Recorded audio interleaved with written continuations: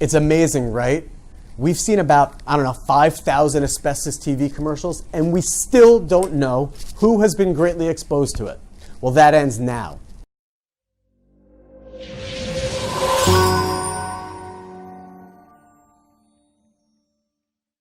Hi, I'm Matt Siegel with Siegel Law Firm.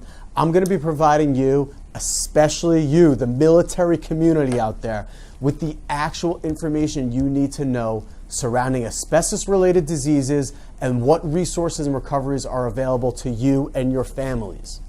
So, who has been exposed to asbestos? Any activity that causes the release of asbestos fibers in the air, such as from cutting, drilling, scoring, or sanding of asbestos products, is dangerous when it comes to asbestos. Asbestos fibers can also become airborne when people demolish or renovate older buildings or when older asbestos-containing materials begin to deteriorate. When any of these things occur, asbestos fibers create a dust that can hover in the air. When inhaled, these asbestos fibers can become lodged in your lungs and remain there for a very, very long time. Your lungs are going to attempt to clear themselves of the asbestos, causing the lung tissue to scar and to become damaged. Examples of workers at risk for asbestos exposure include building construction workers, miners, shipyard workers, brake mechanics, electricians, boiler operators, building engineers, and railroad workers. For example, a construction worker who is tasked with demolishing an older building where asbestos is present is at high risk. Or an auto mechanic who works on asbestos-containing brake linings. Now, pay very, very close attention to this. Family members of people exposed to asbestos on the job also may be at risk of asbestos diseases from inhaling asbestos fibers brought home on the worker's clothing.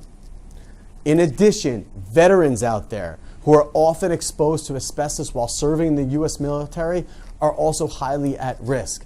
Nearly 1/3 of people who file mesothelioma lawsuits are veterans, and a majority of those have a Navy service record.